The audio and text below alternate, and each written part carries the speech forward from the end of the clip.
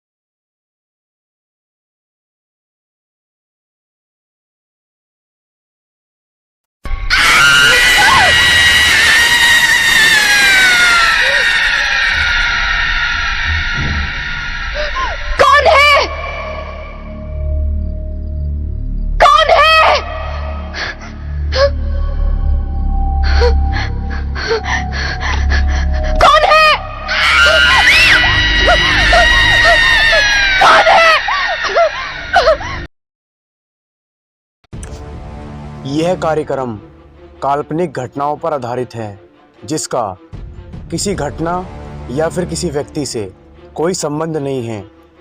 भूत प्रेतों और असामान्य वेशों के होने पर हमारा चैनल कोई दावा नहीं करता और ना ही कोई प्रोत्साहन करता है, मगर एक दावा करता है और वो है डर, जो कि सबको लगता है। तो चलिए बढ़ते हैं आज के कार्यक्रम की ओर।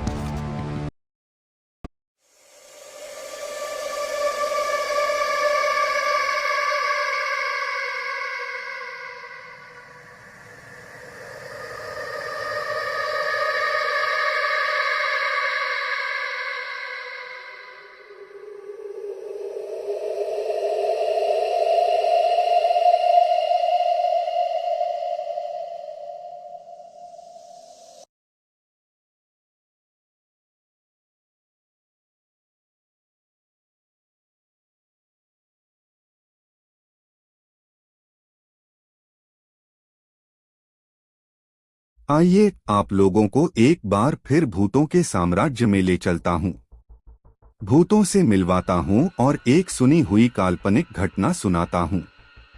यह घटना हमारे गांव के एक बुजुर्ग पंडित जी बताते थे और पंडित जी जब यह आप बीती सुनाते थे तो सुनने वालों के रोंगटे खड़े हो जाते थे। ऐसा लगता था कि यह घटना वास्तविक है और अभी आंखों के सामने ही घट रही है। वे बुजुर्ग पंडित जी जब इस घटना का वर्णन करते थे तो उनके चेहरे पर अजीब से भाव आते जाते थे, जिससे सुनने वाले को एक अजीब रोमांच की अनुभूति होती थी। पंडित जी एक ही सांस में यह पूरी घटना सुना जाते थे। तो आइए देर किस बात की, हम लोग भी सुन लेते हैं इस घटना को। थोड़ा सा इंतजार और कर लेते हैं। सीधे कहानी पर पहुंचने से अच्छा है कि कथानक को मजबूती प्रदान करने के लिए थोड़ी पृष्ठभूमि पर भी नजर डाल लेते हैं। बात यही कोई 60-65 साल पहले की होगी और तब यह आप बीती सुनाने वाले पंडित जी 20 से 22 साल के रहे होंगे। उस समय हमारे गांव के लोग बाजार करने के लिए पथरदेवा या तरकुलवा जाते थे। वैसे आजकल कंचनपुर ही क्यों हर छोटे बड़े चौराहों पर बाजार लगनी शुरू हो गई है। हमारे गांव के लोगों को पथरदेवा सीधा पड़ता लगता है, जबकि तरकुलवा थोड़ा सा उल्टा। आजकल तरकुलवा में शनि और मंगल को बहुत ही बड़ा बाजार लगता है। दूर दूर के व्यापारी यहाँ आते हैं और अनाज आदि की खरीदारी करते हैं। तो शनि और मंगल को हमारे गांव के किसान लोग तरकुलवा का रुख करते हैं, पर दैनिक उपयोग में आने वाली वस्तुओं की खरीदारी यानी नून, तेल, मिर्च, मसाला आदि के लिए हमारे गांव के लोग पथरदेवा ही जाते हैं। हाँ, एक अंतर जरूर आ गया है। आज बाजार करने लोग खुरहरिया रास्ते, पगडंडियों आदि से पैदल नहीं जाते, बल्कि पक्की सड़क से होकर जाते हैं, और वह भी वाहन आदि पर सवार होकर, जबकि पिछले समय में लोग पैदल और वह भी खुरहुरिया रास्ते से तिरछे बाजार करने जाते थे ताकि जल्दी से पहुंच जाएं। ये खुरहुरिया रास्ते लोगों के आने जाने से अपने आप बन जाते थे। उस समय ये खुरहुरिया रास्ते या पगडंडियां बहुत ही सुनसान हुआ करती थीं और मूंज आदि छोटे मोटे पौधों से कभी कभी ढक जाती थीं। दोपहर और दिन डूबने के बाद तो इन खुरहुरिया रास्तों और पगडंडियों पर कभी कभी ही कोई इक्के दुक्के आदमी दिखाई दे जाते थे। इन खुरहुरिया रास्तों और पगडंडियों के अगल बगल में कहीं कहीं दूर तक फैले हुए खेत होते थे, तो कहीं कहीं भयावह बियावान, छोटे मोटे जंगल या पुरखे पुरनियों द्वारा लगाए हुए बाग बगीचे। उस समय हमारे गांव के लोग पथरदेवा इसी प्रकार की एक पगडंडी से होकर जाते थे, जो एक नहर को पार करते हुए सुनसान बाग बगीचों, मूंजहानी आदि से होकर गुजरती थी। हमारे गांव से पथरदेवा की दूरी लगभग 1 कोस है, पर आज यह दूरी बहुत ही कम प्रतीत होती है, क्योंकि सड़कों के निर्माण के साथ साथ बीच बीच में बहुत सारे भवनों का निर्माण भी हो गया है, जिसके कारण हमारे गांव से पथरदेवा के बीच छोटी मोटी दुकानों से लदे कई स्थान बस गए हैं। आजकल जंगलों, बाग बगीचों आदि को काटकर समतल खेत या पक्के घर बना दिए गए हैं।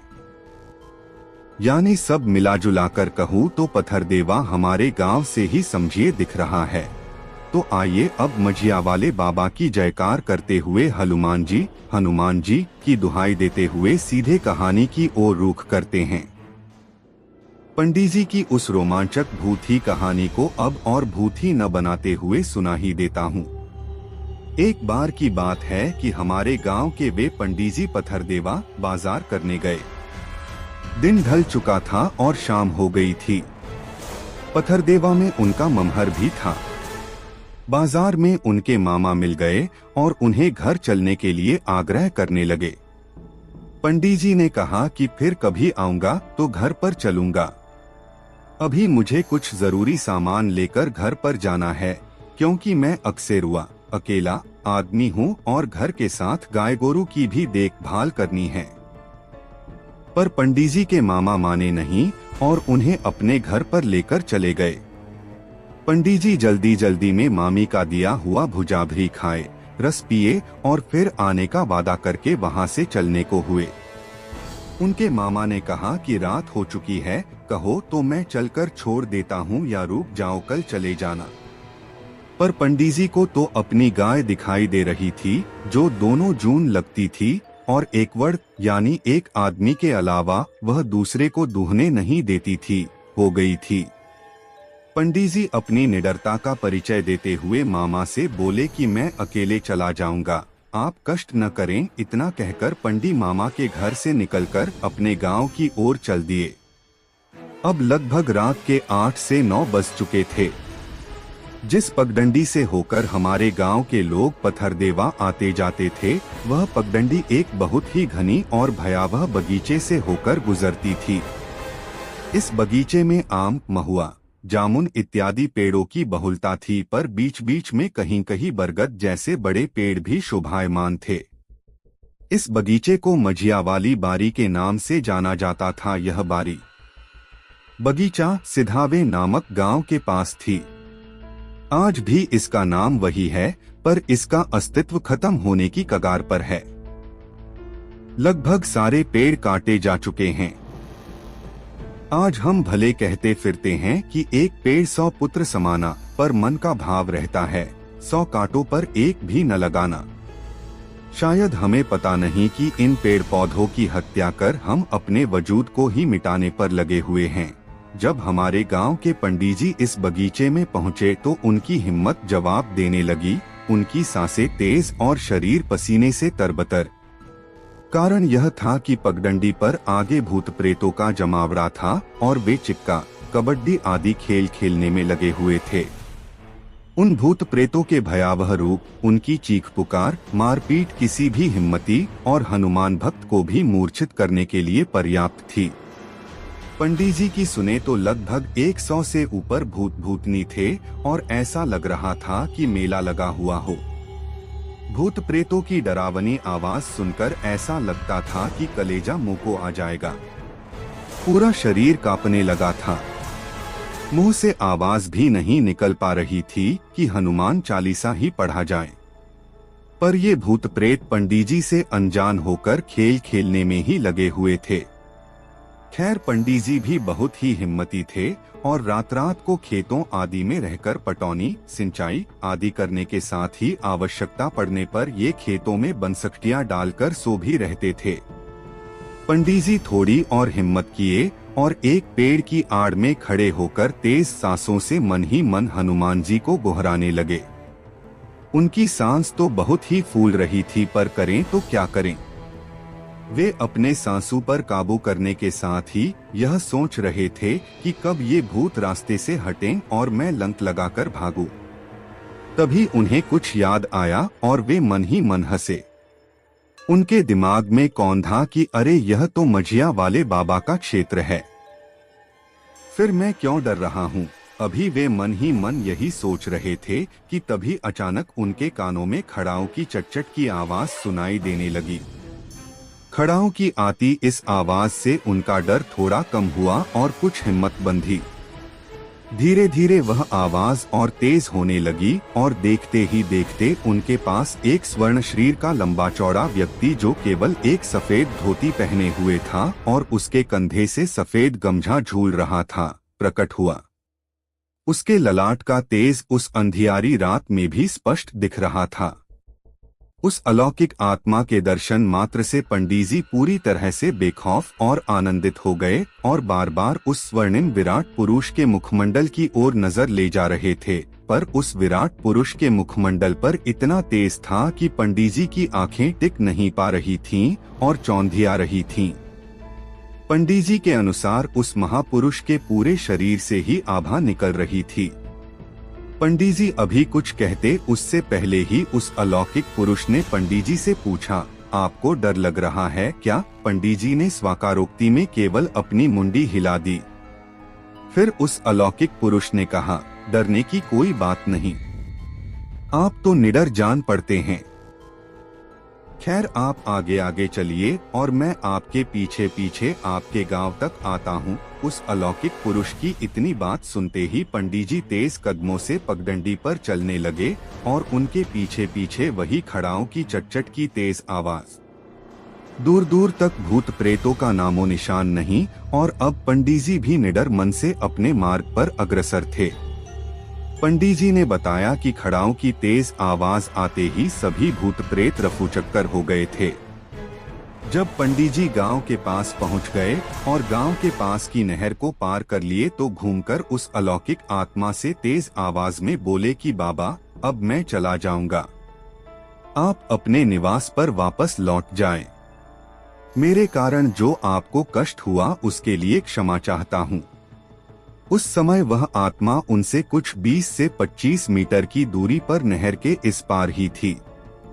इसके बाद पंडित जी उस महामानव को प्रणाम किए और घर की ओर तेज कदमों से चल पड़े। उनको कुछ दूरी तक तो खड़ाओं की आवाज सुनाई दी, फिर कुछ देर बाद वह खड़ाओं की चटचट आवाज अंधियारी रात के नीरव में कहीं खो गई।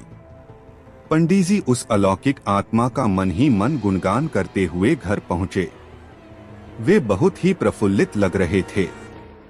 सुबह सुबह यह बात पूरे गांव में फैल गई। उनके घर और गांवगड़ा के लोगों को पूरा विश्वास था कि यह मझिया वाले बाबा ही थे, क्योंकि मझिया वाले बाबा का सम्मान सब लोग करते थे, यहाँ तक कि भूत प्रेत भी।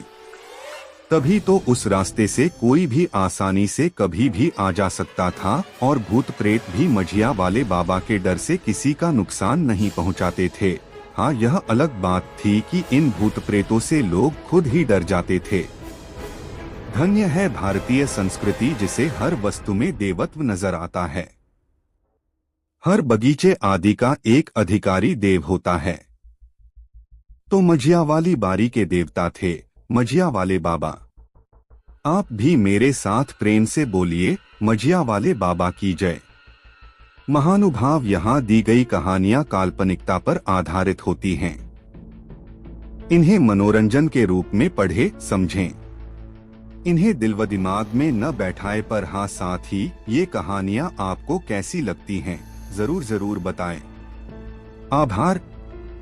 तो दोस्तों, आज की कहानी में बस इतना ही। हम उम्मीद करते हैं कि यह कहानी आपको बेहद पसंद आई होगी। अगर आपको कहानी पसंद आई है तो वीडियो को लाइक करें, शेयर करें और हमारे चैनल को सब्सक्राइब करें और साथ ही बेल नोटिफिकेशन को भी दबाएं, ताकि हमारी हर वीडियो की नोटिफिकेशन आपको सबसे पहले प्राप्त हो सके। तो चलिए दोस्तों, मिलते हैं आपसे अगले दिन रात 10 बजे। तब तक के लिए आप लोग अपना बहुत ख्याल रखिए। कहानी को सुनने के लिए आपका धन्यवाद।